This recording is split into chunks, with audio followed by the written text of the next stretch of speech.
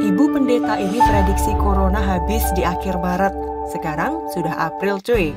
Ditulis oleh Ronindo di seaworld.com. Halo, assalamualaikum. Jumpa lagi dengan Suara Samara di channel TV Jurnal. Mengagetkan ketika menonton video khutbah yang sangat sensasional ini.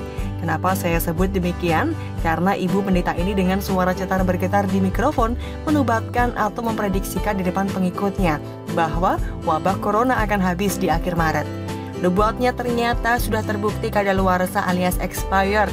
Berarti rekaman videonya itu sebelum akhir Maret. Sebelum sampai pada kesimpulan, mari membedah dulu pernyataannya yang didasarkan pada khutbahnya di video tersebut. Maksudnya adalah, mari menguji secara cermat segala klaimnya karena banyak pendukung militan dari Bu Iin Cipto ini. Bu Iin Cipto ini dalam aliran mereka disebut sebagai prophet atau sekelas nabi karena kerap mengkhotbahkan nubuat atau wahyu yang membuat pengikutnya ternganga. Pendukungnya pun terlanjur meyakini dan tak pernah menguji ajarannya. Jangankan menguji, mereka takut karena dianggap kalau menguji atau mengoreksi nanti kena hukuman. Jadilah dia terus bebas bernubuat, tapi kali ini kena batunya. Jadi, kendati sudah kadaluarsa nubuatnya, penulis ingin membedah di sini pernyataannya yang kalau diuji sangat lemah. Model klaim-klaim seperti ini sebenarnya tak didasarkan pada ilmu penafsiran kitab suci. Mari kita mulai. Ibu Iin Cipto mengambil teks dalam kitab 2 Samuel pasal 24 yang mengisahkan ada suatu wabah yang terjadi di zaman Raja Daud yang memerintah di kerajaan Israel. Menarik, teks atau kisah wabah itu dicomot. Jadi, membuat pengikutnya melihat ada kecocokan yang diambilnya di sini dengan wabah atau pandemi COVID-19 ini. Dalam khotbahnya dia kemudian menjelaskan bahwa Tuhan akan berjalan dan bertindak sesuai dengan apa yang kita doakan.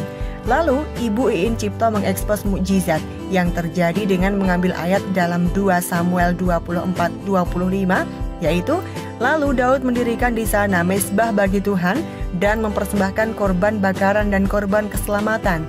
Maka Tuhan mengabulkan doa untuk negeri ini, dan tulah itu berhenti menimpa orang Israel. Dia lalu memberi penjelasan yang demikian. 3 hari seperti Yesus masuk dan Yesus bangkit di hari yang ketiga.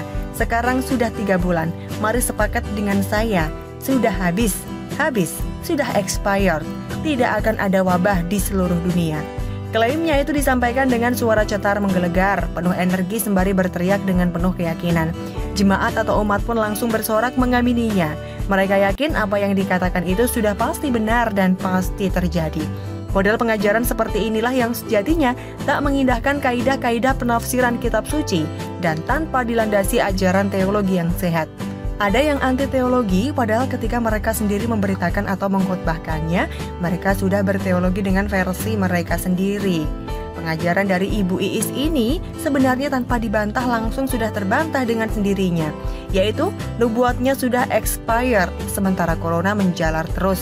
Mana bukti nubuatnya? Ini sudah masuk bulan April, tapi mari kembali uji beberapa klaimnya yang perlu diluruskan di sini. Karena tak semudah itu mengklaim dan mengajarkan, tapi ujungnya menyesatkan. Pertama, Bu Iis itu membuat klaim bahwa apa yang didoakannya itu pasti terjawab. Jadi Tuhan itu akan mengikuti semua kemauan dari si pemohon doanya, termasuk yang didoakan oleh si Bu Iis. Ini bukankah menjadikan Tuhan itu sebagai pelayannya? Atau Tuhan itu menjadi hamba dari si ibu ini yang mengikuti semua apapun yang diinginkan atau dikehendaki olehnya? Hebat sekali Bu Iin Cipto ini. Coba lihat Nabi Musa, ada keinginannya yang tak dijawab Tuhan, yaitu dia tak bisa masuk ke tanah Kanan. Rasul Paulus juga ada doanya, yaitu duri dalam daging yang tak dijawab Tuhan tapi dibiarkan. Bahkan ketika Yesus berdoa di Taman Getsemani, meminta cawan penderitaan itu untuk dilakukan, tak dijawab, ya kan? Lalu, si Bu Iin Cipto ini kok malah mau melebihi dan ngalah-ngalahin Nabi Musa, Rasul Paulus dan Yesus Kristus sendiri dalam inkarnasinya. Kedua, kisah pencocokan wabah dari zaman Daud ke zaman sekarang itu adalah cocok logi. Apalagi mengklaim bahwa 3 bulan itu diambil dari masa Yesus mati lalu bangkit. Cocok lagi yang sangat konyol dan menjadikan kekristenan model begini jadi tertawaan. Menyedihkan. Para pembelanya masih ngotot dan menyatakan bahwa apa yang dikhotbahkannya itu benar. Masih terus saja ngotot dan ngeyel. Jelas nubuatannya itu adalah nubuat yang palsu, nubuat yang menyesatkan. Kalau mengikuti pengajaran hukum Musa, maka nabi-nabi yang macam begini justru akan menerima hukuman. Ya biarkan saja Tuhan yang berurusan dengannya. Pengajaran semacam ini sebenarnya juga sudah dinubuatkan dalam kitab suci. Akan datang masanya orang tak mau mendengarkan pengajaran yang benar.